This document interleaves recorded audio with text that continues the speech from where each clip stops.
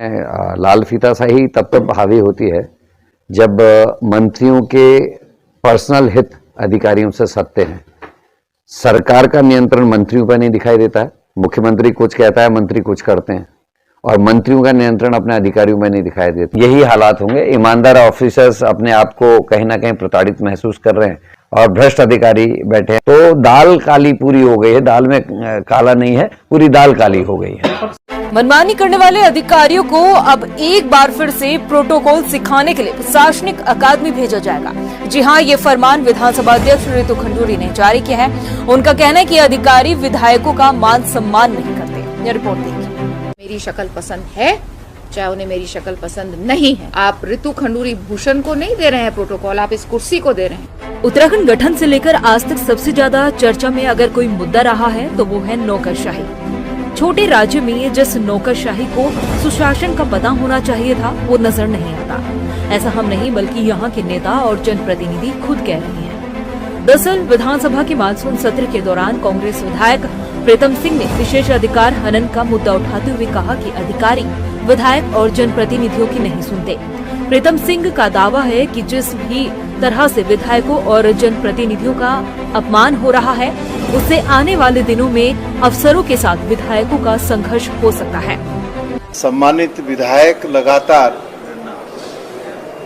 विशेषाधिकार हनन की सूचना देते रहे हैं और विधानसभा अध्यक्ष द्वारा सरकार को निर्देशित भी किया गया है, लेकिन सरकार द्वारा उसका संज्ञान नहीं लिया जा रहा है, जिस वजह से अधिकारी बिल्कुल निरंकुश है। और उसी कड़ी में आज विशेषाधिकार हनन का प्रस्ताव मेरे द्वारा सदन के अंदर रखा गया। विधानसभा अध्यक्षा जी ने उसे गंभीरता से लेते हुए चीफ सेक्रेटरी को भी बुलाने का काम किया है।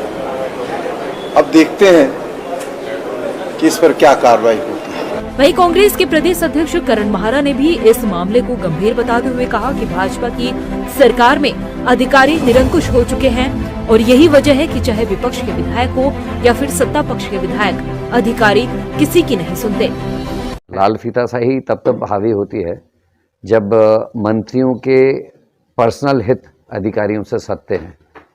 सरकार का नियंत्रण मंत्रियों पर नहीं दिखाई देता है। मुख्यमंत्री कुछ कहता है, मंत्री कुछ करते हैं, और मंत्रियों का नियंत्रण अपने अधिकारियों में नहीं दिखाई देता। और उसका असर आप देख रहे होंगे कि विशेषाधिकार हनन के मामले बहुत ज़्यादा उठ रहे हैं विधानसभा में। पहले जसपुर के विधायक आदेश चौहान के संग पुलिस ने जो किया, और उसके बाद 6 बार के विधायक और नेता प्रतिपक्ष रहे, होम मिनिस्टर रहे प्रीतम सिंह जी की विधानसभा में पीठ के निर्देशों का उल्लंघन करते हुए कार्यक्रम की अध्यक्षता भी नहीं दी गई और निमंत्रण भी कार्यक्रम का नहीं दिया गया। तो साफ साफ दिखता है कि गड़बड़ है।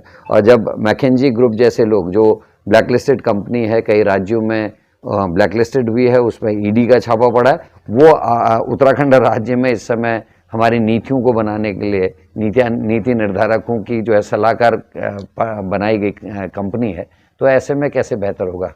देखिए, मैंने कहा ना, अफसरशाही हावी है, और जब तक मंत्रिमंडल के साथी अपने हित अधिकारियों के से साधने की कोशिश करेंगे तो यही हालात होंगे। ईमानदार ऑफिसर्स अपने आप को कहीं ना कहीं प्रताड़ित महसूस कर रहे हैं। चाहे वो आप किसी भी विभाग में देख लीजिए, या तो उनको साइडलाइन किया गया है या उनको मुख्य कार्य क्षेत्र से बाहर बैठाया गया है और भ्रष्ट अधिकारी बैठे हैं। मैं आपको एक ताज़ा उदाहरण देना चाहता हूँ। इस समय जो जलागम विभाग है, उसमें एक ऐसे अधिकारी को पिछले 12-13 साल से बैठा के रखा है, जो अपने से अधीनस्थ पद पर भी बैठ के काम कर रहे हैं, क्योंकि उसमें पैसा है। लोगों का ना प्रेस का ध्यान है, ना नेताओं का ध्यान है। जलागम में आपके क्षेत्र में आप गारंटी से कैसा क्या काम हो रहा है आपको पता नहीं, लेकिन 1200 करोड़ रुपए इस समय उत्तराखंड में आया हुआ है। 4 भ्रष्ट अधिकारी जो 17 साल से विभाग में बने हुए हैं डेपुटेशन में, और एक अधिकारी जो उनके टॉप में बैठा हुआ है, वो अपने पद से 2 पद नीचे के पद में बैठ के काम करने के लिए तैयार हैं और उस पद को छोड़ने के लिए तैयार नहीं है। ना मंत्री कुछ कह रहा है, ना सरकार कुछ कह रही है, ना कोई कुछ और कह रहा है। और साथ में इसमें जो सबसे बड़ा चोरी है कि जिस अधिकारी के कार्य क्षेत्र में कार्य हो रहा, उस कार्य की या उस अधिकारी की जांच भी वही खुद ही अधिकारी करेगा। मतलब ड्राइंग पावर भी उसी को है और अपने क्षेत्र में काम की जांच के का भी अधिकार उसी अधिकारी को दिया गया है। तो दाल काली पूरी हो गई है, दाल में काला नहीं है, पूरी दाल काली हो गई है। अक्सर देखा गया है कि अफसरों को निर्देश जारी होने के बावजूद अधिकारी विधायकों का सम्मान नहीं करते। यही वजह है कि राज्य में नौकरशाही का मुद्दा हमेशा से चर्चाओं में रहा है। हालांकि अब इस मामले में कड़ा संज्ञान लेते हुए विधानसभा अध्यक्ष रितु खंडूरी ने कड़े शब्दों में अफसरों को कहा है कि उन्हें विधायकों के प्रोटोकॉल का पालन करना होगा और अगर ऐसा नहीं करते तो ऐसा न करने वाले अफसरों को फिर से ट्रेनिंग के लिए प्रशासनिक अकादमी भेजा जाएगा।